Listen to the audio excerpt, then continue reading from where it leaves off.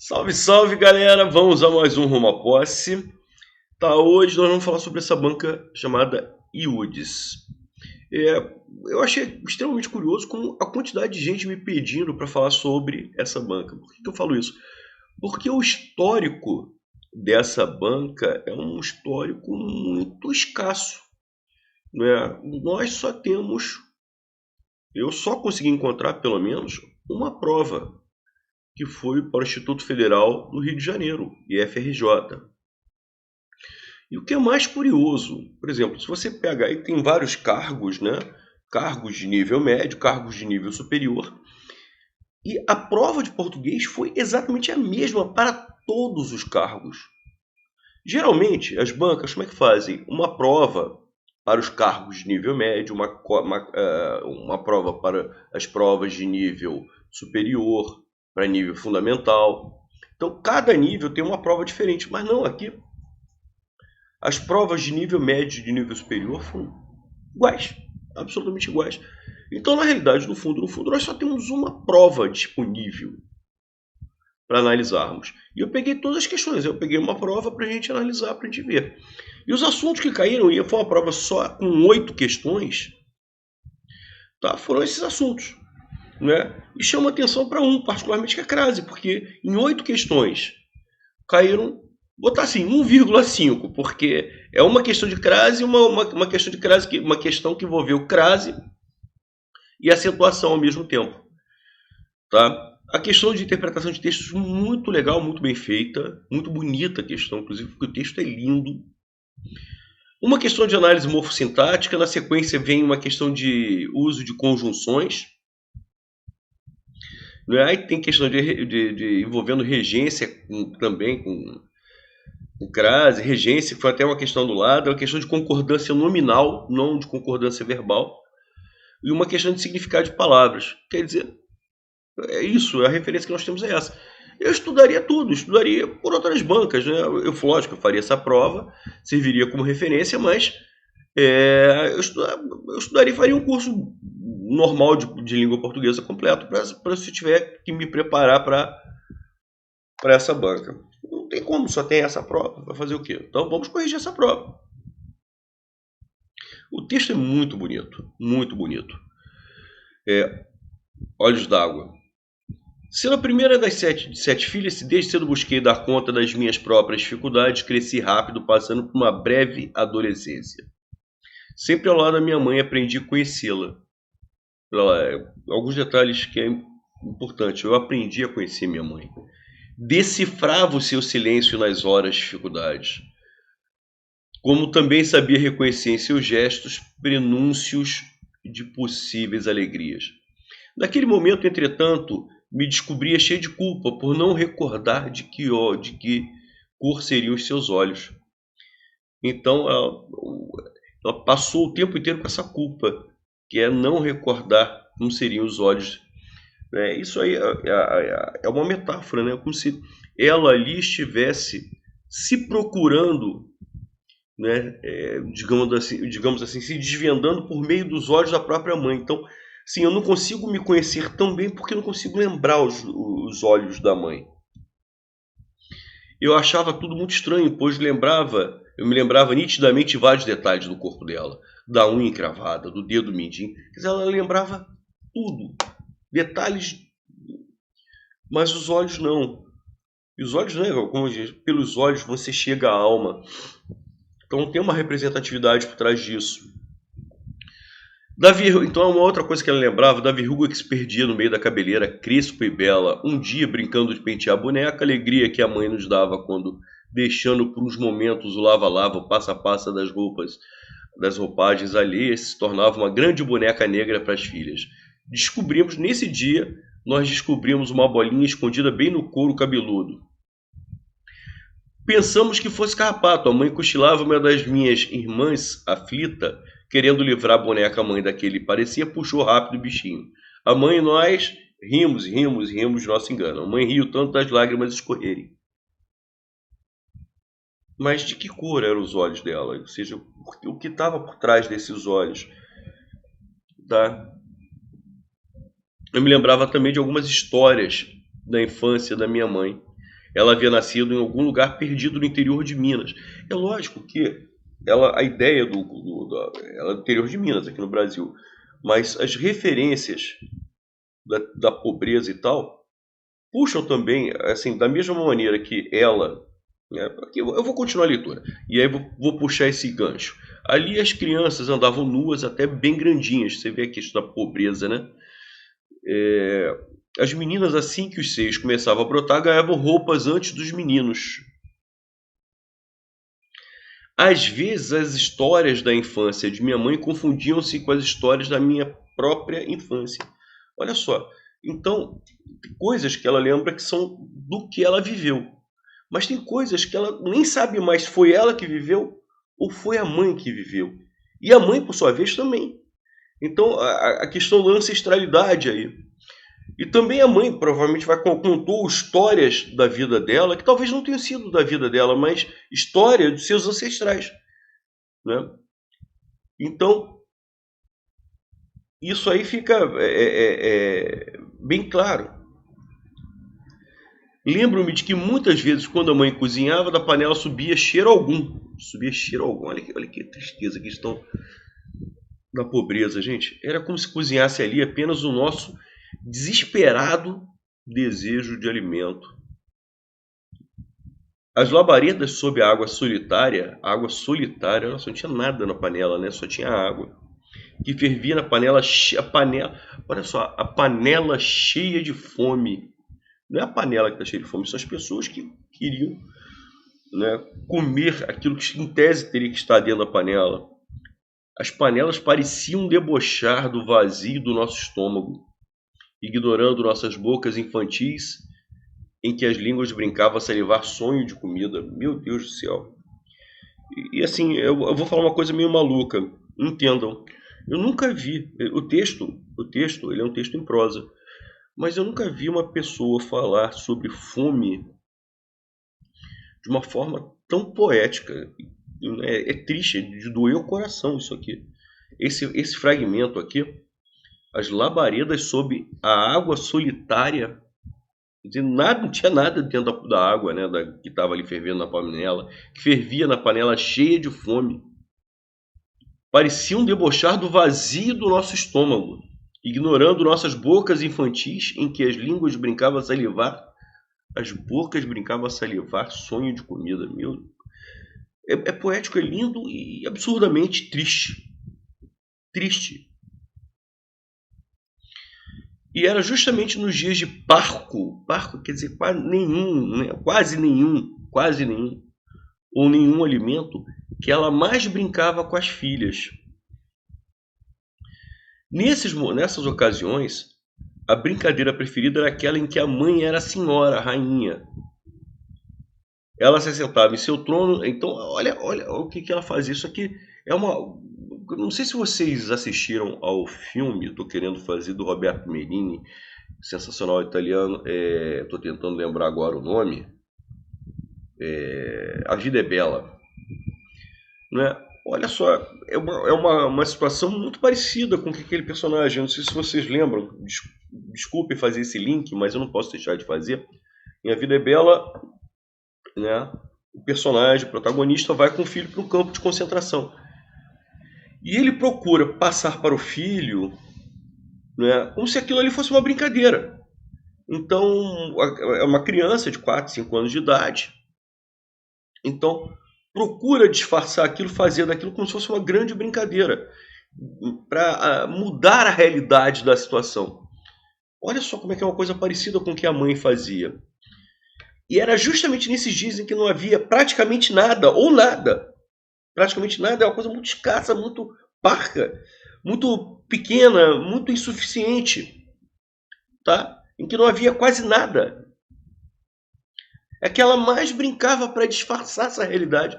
Olha só, o mesmo tipo de atitude que aquele protagonista do A Vida é Bela. Ela se assentava em seu trono, um pequeno banquinho de madeira. Felizes colhíamos flores cultivadas em um pequeno pedaço de terra que circundava o nosso barraco. Aquelas flores eram depois solenemente distribuídas por seus cabelos, braços e colo. E diante dela fazíamos reverências à senhora. ou estávamos deitadas no chão e batíamos cabeça para a rainha. Nós, princesas, em volta dela, cantávamos, dançávamos, sorríamos. A mãe só ria, de uma maneira triste, com um sorriso molhado. Um sorriso tristonho, um sorriso chorando. Mas que cor eram os olhos de minha mãe? Ou seja, tudo ela brincava mais do que nunca no dia que não tinha nada. Para quê? Para disfarçar a fome, para disfarçar a realidade. Eu sabia desde aquela época que a mãe inventava esse e outros jogos para distrair. Olha lá. Eu sabia que a mãe inventava esse e outros jogos para distrair a nossa fome. E a nossa fome se distraía, acabava se distraindo. Ou seja, entrava aí numa realidade paralela. Bom, vamos então para as questões. Em relação ao texto lido, assinale a alternativa que contrapõe a leitura, contrapõe, que vai contra, que diverge. Então, muita atenção. Tá? Distante dos referenciais identitários das mulheres presentes em sua infância e na memória, sim, você vê que muitas das lembranças dela vinham, ela não sabia mais se eram dela, se confundiam com as da mãe. E assim sucessivamente, né? A mãe também provavelmente contava coisas que tinham vivido seus ancestrais. Pensando nas ancestrais ainda em África, sim. Né? A narradora precisa descobrir a cor dos olhos de sua mãe, pois somente dessa forma conseguirá enxergar a si mesma. Faz sentido, é uma inferência. O texto não diz isso, mas faz sentido. A ideia dessa busca pela lembrança dos olhos da mãe é uma busca de si mesma, de lembrar. Até porque a mãe olhava para ela também. E é uma busca da alma, da vivência, de tudo aquilo que passou. E por ali, porque da mesma maneira que as histórias dela se confundem com as da mãe, depois as histórias da filha vão se confundir com as dela. Então existe uma relação muito grande entre as gerações.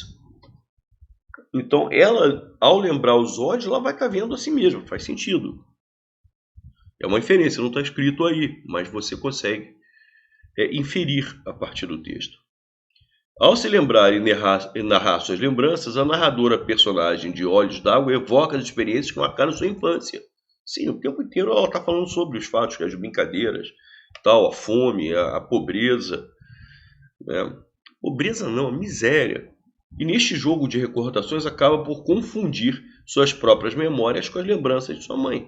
Exatamente, às vezes as histórias de infância de minha mãe confundiam-se com as da minha própria infância. Sim, perfeito. E aqui ele coloca confundir, esse prefixo com, a ideia de confusão, mas ao mesmo tempo somente a palavra fundir. Fundir significa misturar, que as histórias dela misturavam com as da mãe. A ideia é exatamente essa. Letra C. É construído em terceira pessoa. Opa, não preciso ler mais nada. Não é construído em terceira pessoa. É construído o texto em primeira pessoa. Tá?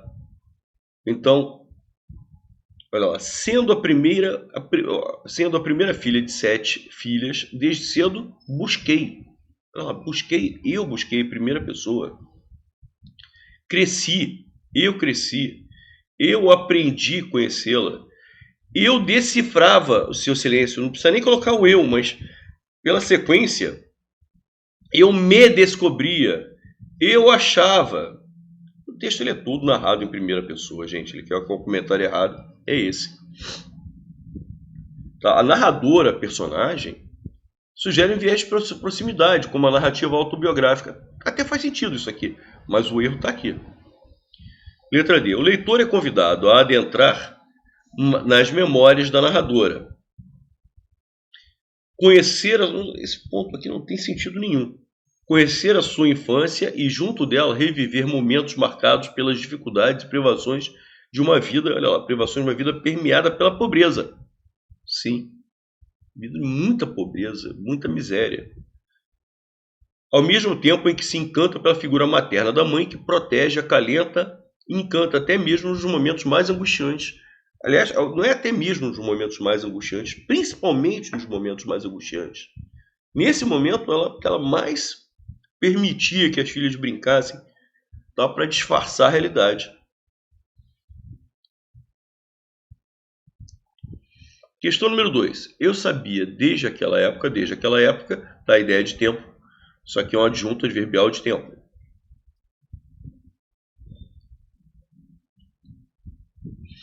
Para distrair, a fim de distrair, com o objetivo de distrair, com a finalidade de distrair.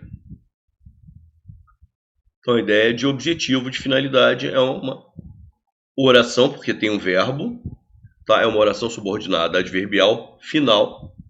A resposta é a letra A.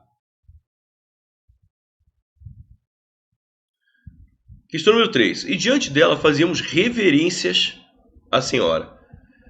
O sinal indicativo de crase foi empregado seguindo a mesma regra. Olha só, ele não está perguntando frase certa e frase errada. Ele está perguntando qual é a regra que faz com que haja crase aqui. Repare que quem está pedindo a preposição a é reverências. Reverências à senhora. Então, se quem está pedindo a preposição a é reverências, isso aqui é uma situação de... Reverências é um substantivo, é a reverência. É um substantivo, não um verbo. Então, é uma questão de regência, mas não de regência verbal, mas sim uma regência nominal. Tá? O estagiário compareceu à entrevista. Quem é que está pedindo a preposição a? É o verbo comparecer. Compareceu à entrevista. Então, a regência verbal. O novo orçamento destina-se àquela empresa. Quem se destina a alguma coisa. Se destina àquela, se destina a essa. A crase está perfeita, porque quando eu substituir por essa, apareceu a preposição a. Só que quem pede esta preposição, né, porque aquela é a mais aquela, quem pede esta preposição é o verbo destinar-se. Novamente, nós temos uma regência verbal. Certo? Maravilha. Vou pular a letra C. Toda a exposição soube com maestria unir. Quem une alguma coisa está unindo o quê? A atividade. Objeto direto. A quem? Está unindo a atividade à criatividade. Tá? Está unindo a atividade ao pensamento lúdico. Ao pensamento lúdico. Se eu passei para ao pensamento, ao trabalho, é porque que há a crase. Mas quem é que pede? Né? Eu tenho a preposição a e o artigo a. Quem é que está pedindo essa preposição? É o verbo unir. Então, novamente, está unindo uma coisa a outra. É a regência verbal. Letra C. A pesquisa ofereceu maior suporte à cidade. Você fala assim, Rosenthal, mas eu não poderia interpretar que quem oferece alguma coisa, maior suporte a alguém? Posso. Posso interpretar como regência verbal? Posso. Mas eu também não poderia interpretar que essa preposição a, diferente, por exemplo, do que acontece. Atividade a alguém não existe. Mas suporte a alguém, está, né? O suporte ao trabalho do professor foi importante. O suporte ao trabalho. Ou seja, eu não posso interpretar que o suporte, reja a preposição a, o suporte à cidade. Então, o suporte... Então, eu também posso interpretar uma questão de regência nominal. Não acho essa questão bem feita. Não acho essa questão bem feita. Mas é a única que pode servir como resposta, porque reverências, que é um substantivo, pede a preposição a, suporte também rege a preposição a. Só que no caso da letra C, quem faz alguma coisa a alguém, o verbo fazer faz a alguém, é estranho. O verbo fazer não rege a preposição a. O alguma coisa é reverência que vai pedir a preposição a. Tudo bem. Mas suporte... o verbo oferecer, quem oferece alguma coisa a alguém, oferecer a alguém alguma coisa, a primeira regência que eu enxergo é regência verbal. Mas é a única alternativa em que há um substantivo que possa pedir a preposição. Então, é a menos ruim das respostas. É a menos ruim. Mas eu acho essa questão mal feita, mal produzida, mal confeccionada. Outra questão que foi mal confeccionada e acabou anulada foi a questão número 4. Quanto ao verbo lembrar em sua regência, pode-se afirmar que na oração abaixo não está correta. Bom, aí você tem essa frase aqui, que está no texto, lembro-me de que, está lembrando a regência do verbo lembrar, esquecer, recordar, ou é calça de veludo ou é bumbum de fora. Ou você tem tudo ou não tem nada. Ou você tem pronome oblíquo e preposição me e de, pronome oblíquo me, preposição de, ou você tem o pronome oblíquo nos e a preposição de, ou você tem o pronome oblíquo te e a preposição de, ou você tem o pronome oblíquo se e a preposição de, ou você não tem nenhum dos dois. Tá? Então, é uma construção correta, lembro-me de que. Também seria uma construção correta, lembro que. Ou você tem os dois elementos ou nenhum dos dois. O que estaria errado? Lembro de que. É você ter um elemento e não ter o outro. É você ter a preposição de e não ter o outro. Isso aqui que está errado. Mesma coisa. Olha lá. Nós nos recordamos da aula. O que é da aula? Preposição de com artigo a. Então eu tenho o pronome oblíquo nos e tenho a preposição de. Nós nos recordamos da aula. Também estaria certo se eu tirasse os dois elementos. Nós recordamos a aula. O que estaria errado? Nós recordamos da aula. É ter a preposição de e não ter o pronome oblíquo. Mesma coisa. Ele se esqueceu do encontro. Então eu tenho o pronome oblíquo se e tenho a preposição de. Né? Do é de mais o. Ele esqueceu o encontro. Tirei tanto o pronome oblíquo se quanto a preposição de. Beleza. Ou você tem os dois elementos ou nenhum dos dois. Agora, ele esqueceu do encontro, estaria errado. Aí qual foi o problema dessa questão? É que ele se esqueceu de colocar uma opção errada. Lembrava-me, olha lá, ele usou o pronome oblíquo, usou a preposição. Usou o pronome oblíquo, usou a preposição de. De mais o. Aqui é de mais a. Aqui já não usou nenhum dos dois. Olha lá, essa casa lembra o meu tempo de criança. Então não usou nenhum dos dois. Tudo isso está certo. Como nós não nos usou a preposição, ou usou o pronome oblíquo e usou a preposição. Certo? Ou seja, questão foi anulada por falta de opção errada, que é o que ele está pedindo, né? Então, olha lá, não está correto. Questão número 5.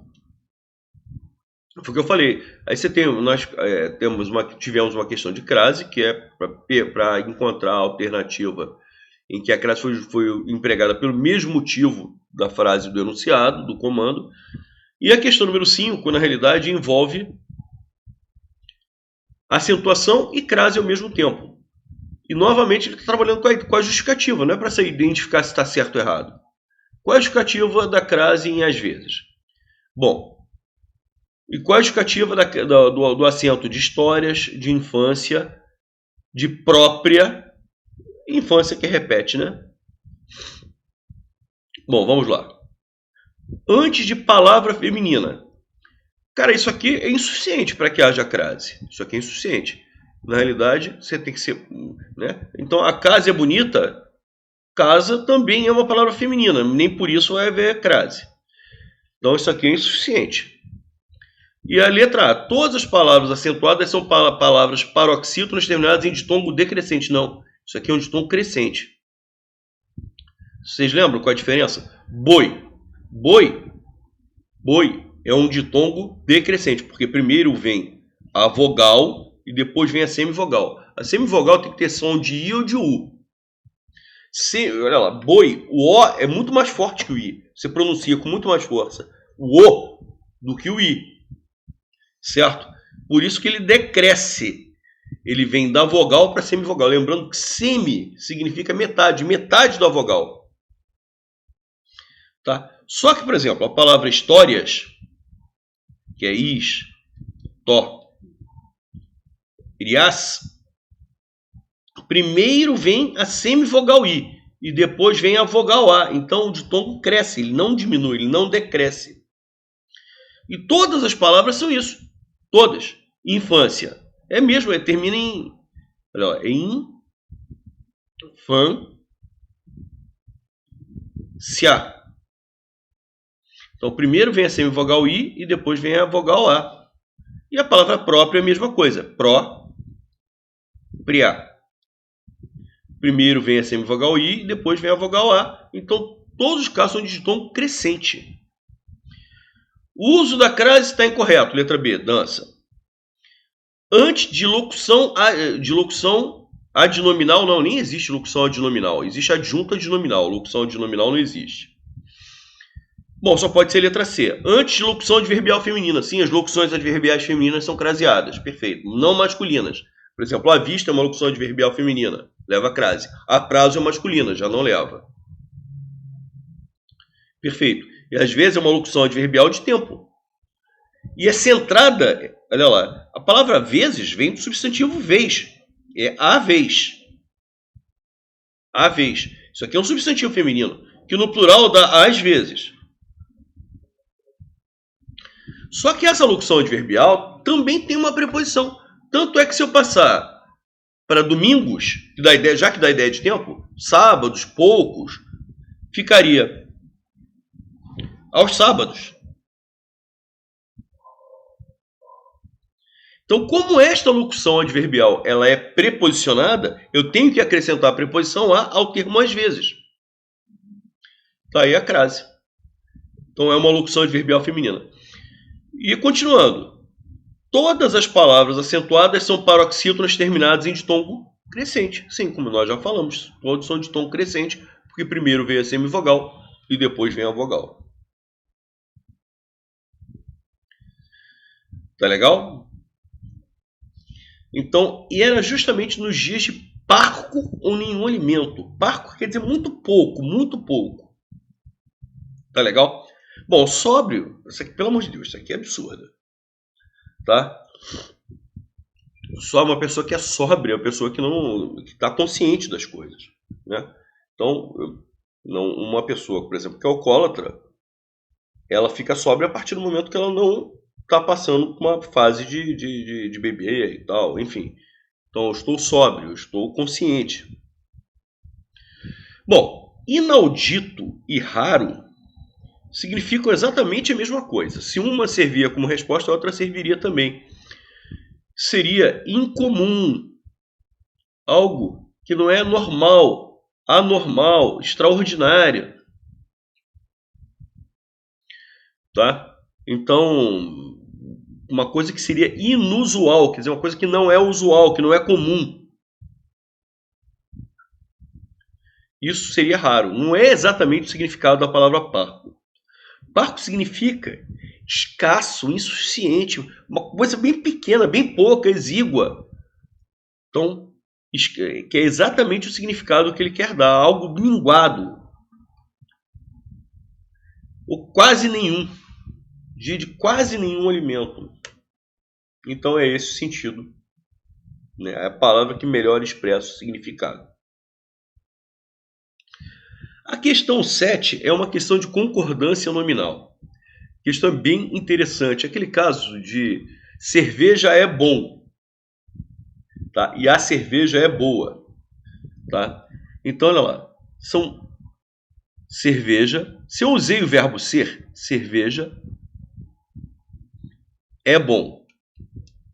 Ah, Roseta, mas cerveja é uma palavra feminina, não tem que ser cerveja é boa.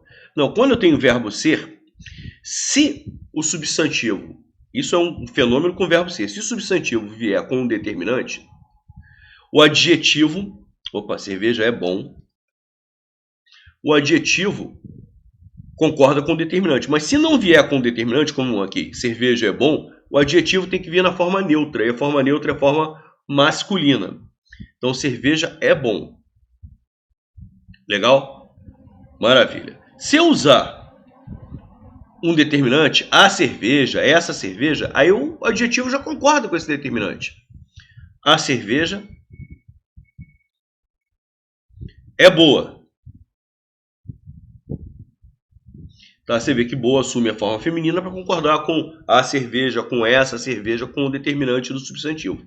Mas, repito, essa situação de o adjetivo vir na forma masculina, mesmo o substantivo a quem ele está determinando ser um substantivo feminino, e isso acontece com o verbo ser. E se esse substantivo vier sem determinante. Mas, por exemplo, se eu não tiver o verbo ser, naturalmente o adjetivo concorda com o substantivo. Cerveja boa. Tá? O normal é isso aqui acontecer. O adjetivo concordar com o substantivo. Cerveja boa. Só não vai concordar se houver o verbo ser. É, será, foi, era. Cerveja era bom. E se esse substantivo viesse em determinante. Bom, a letra A, cara, é uma coisa até curiosa. A letra A está errada, mas não por causa de concordância nominal. É porque não poderia haver crase. Porque ele usou o artigo A. Mas esse a entrada está exercendo a função de sujeito. A entrada não é permitida, o trabalho não é permitido. Isso aqui seria só o artigo. E a questão que eu falo é uma banca, pelo fato de fazer poucas provas, ter pouca experiência, você vê que em 8 questões anulou uma, fez uma que eu discuto a qualidade da questão. E essa letra A mesmo, ela é problemática.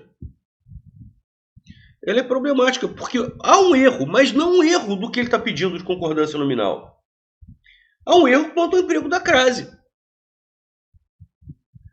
Tá? A letra C, sim. A letra C, olha lá, não há o verbo ser. Se não há o verbo ser, o adjetivo concorda com o substantivo. Então, o certo seria proibida. Proibida a passagem. Tá legal? Sem o verbo ser, o adjetivo naturalmente concorda com o substantivo.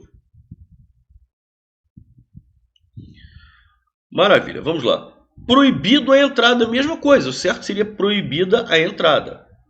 Agora, é proibida a entrada. É proibida a entrada. Aí tá certo. Olha. A entrada de bicicletas é proibida. Eu tenho o verbo ser, só que o substantivo entrada vem com determinante. Então, o adjetivo concorda com determinante. Se eu não tivesse o artigo A, se fosse apenas entrada de bicicleta é proibido. E a última questão, que é também um pouco maliciosa, não é? Essa aqui, tá? Há uso de conjunções. Por que eu falo que eu acho que é maliciosa, no mínimo? Tudo bem, vamos lá. Essa aqui eu não posso nem tecer críticas. Porque, na realidade, nessa questão, nós temos a conjunção quando, que aparece 2 vezes, mas nós temos a conjunção porque, que dá a ideia de causa. Deve ser por causa disso, porque as pessoas escondem as coisas valiosas quando você se aproxima. Então, essa conjunção porque estabelece a ideia de causa. Só que quando ele utiliza a palavra conjunções no plural, e só existe uma resposta, e olha que a palavra causa aparece nas alternativas, qual que eu tenho no plural? Quando. E o quando é uma conjunção subordinativa temporal. No momento da ideia de no momento em que olho para trás, vejo que perdi um monte de coisas. Escondem as coisas no momento em que você se aproxima. Então, essa conjunção quando é uma conjunção subordinativa temporal. E ela se repete. E como o comando está no plural, entre causa, que está no singular, e tempo, que está no plural, conjunções estando no plural, eu marco a letra B, que é tempo. Mas mesmo assim, é feio fazer uma questão assim. Eu não concordo muito com esse tipo de confecção de questão. Bom, enfim, o que eu tinha para falar sobre a banca eu falei, porque foi a única prova que eu consegui encontrar desse longo e vasto acervo. Tá legal, galera? Grande abraço para todos. Quinta-feira nós temos a nossa tradicionalíssima live. Na próxima terça-feira estaremos juntos novamente com outro Rumo à Posse. Valeu, pessoal. Um grande abraço para todos.